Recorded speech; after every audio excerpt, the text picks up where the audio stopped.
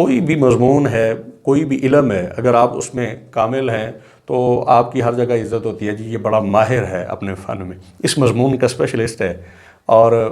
لوگوں میں اس کا تعارف بڑا اچھا ہوتا ہے۔ لیکن میں اپنے آقا صلی اللہ علیہ وسلم کی عطا پہ 1000 بار قربان ہو جاؤں۔ رسول خدا صلی اللہ علیہ وسلم نے ایک بات ارشاد فرمائی، دیکھیں باقی علوم اور دنیاوی علم اگر آپ اس میں کمزور ہیں نا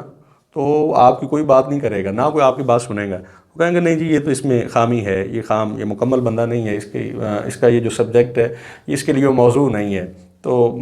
ہمارے معیار پہ یہ پورا نہیں ہوتا تھا۔ لیکن کمال میں بندہ تو پڑھ کے حیران ہو جاتا ہے کہ جہاں دنیا کے یہ پیمانے ہیں، رسول رحمت صلی اللہ علیہ وسلم نے فرمایا ایسا شخص جو قرآن پڑھے لیکن پڑھا نہ جاتا ہو، زبان پہ قرآن کے حرف جاری تو کرے لیکن جاری ہوتے نہ ہوں، بڑی مشقت سے قرآن پڑھتا ہو، قرآن پھر بھی وہ یعنی تکلیف سے پڑھ رہا ہے، وہ پڑھنا چاہتا ہے لیکن صحیح طریقے سے پڑھ نہیں پاتا، اٹکتی ہے زبان، ایک لفظ بار بار پڑھتا ہے پھر زبان آگے چلتی ہے۔ چاہیے تو یہ کہ اس بندے کے بارے میں ہوتا کہ یہ بار بار محنت کرے، یہ اور پڑھے پھر اس کو ثواب ہوگا، ابھی تو وہ اس زاویے میں نہیں ہے، ابھی تو یہ بار بار اٹک رہا ہے، مکلف ہو رہا ہے، تکلف کر رہا ہے، تو اس طرح تو ابھی وہ اس درجے میں نہیں ہے۔ لیکن میرے آقا کی کیا عظمت ہے اور میرے آقا کی کیا شان ہے۔ حضور فرماتے ہیں ایسا شخص جو مشقت کے ساتھ پڑھتا ہے اور تکلف کے ساتھ پڑھتا ہے اور ثقل کے ساتھ پڑھتا ہے، ایسے شخص کو روانی کے ساتھ پڑھنے والے کے مقابلے میں 2 اجر اللہ تعالیٰ عطا فرماتا ہے۔ الگ معیار الگ نہیں، ایک وہ شخص ہے جو ایسے پڑھتا ہے جیسے بلبل بولتا ہے، وہ ایسے پڑھتا ہے جیسے کسی آبشار کا نغمہ ہے، وہ ایسے پڑھتا ہے جیسے چاند کی چاندنی کی ٹھنڈک ہے، تو اس کا قرآن سن کے دلوں میں سرور پیدا ہوتا ہے۔ چاہیے تو یہ تھا کہ اس کا اجر زیادہ ہو، لیکن بطحا کے تاجدار کی تقسیم کے صدقے جاؤں، سرکار نے فرمایا اسے بھی اللہ بڑا انعام دے گا جو اس کو خوبصورت کر کے پڑھے گا، لیکن اللہ اس کا اجر ڈبل ہے اس کے لیے اللہ کی بارگاہ میں، جو پڑھتا تو ہے لیکن پڑھ نہیں پاتا، مشقت سے پڑھتا ہے، آدھے گھنٹے میں 2-4 لائنیں ہی پڑھ پاتا ہے، تھک جاتا ہے، لیکن پھر بھی قرآن سے تعلق بنا کے بیٹھا ہے، تو یہ ہے میرے مصطفیٰ کا فیض، یہ ہے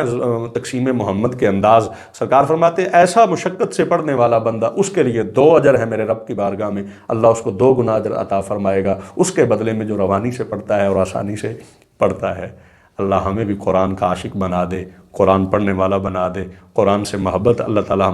ہمیں محبت کرنے والوں میں شامل کر دے۔ تو جب آپ قرآن کے قاری ایسے بنیں گے کہ آپ قرآن سے محبت کرنے والے بن جائیں گے تو انشاءاللہ قیامت کے دن آپ بھی حسین کے لشکر میں کھڑے ہوں گے۔ پاک حسین نے بھی تو قرآن سے عشق کا ایک فلسفہ دیا ہے کہ نیزے پہ چڑھ کے بھی قرآن کی صداؤں کو بلند کیا ہے۔ آپ قاریوں کو جو مرضی کہتے رہیں، ہوں گے بڑے کمزور طبقہ ہے یہ بیچارہ، مگر قراء حضرات جو ہے نا اپنے آپ کو کتنا حقیر نہ سمجھا کریں، آپ وہ عظیم لوگ ہیں، آپ کا نصاب اتنا عظیم ہے کہ کربلا کا شاہ بھی آخری وقت نیزے کے اوپر چڑھ کے بھی لوگوں کو قرآن سناتا ہے۔ دراصل وہ یہ پیغام دے رہے ہیں کہ سب سے بڑا نصاب تو مصطفیٰ کا فرمان ہی ہے، قرآن ہی ہے۔ تو اگر کسی کو قرآن پڑھنا نصیب ہے، کسی کے سینے میں قرآن محفوظ ہے، تو وہ احساس کمتری کا شکار کیوں ہے؟ یہ تو میرے حسین کا ورد ہے، یہ میرے حسین کا منشور ہے، یہ مصطفیٰ کی گفتگو ہے، یہ سرکار کی سونی اور میٹھی باتیں ہیں، یہ رب ذوالجلال کا کلام ہے۔ اگر تمہیں یہ پڑھنا نصیب ہے تو دنیا جہان سے بے نیاز ہو اور کسی ورد وظیفے کی ضرورت بھی کوئی نہیں ہے، تو قرآن پڑھتا ہے تو انشاءاللہ تیرا چہرہ بھی روشن ہوگا اور تیری قبر بھی مدینے کے نور سے آباد ہوگی۔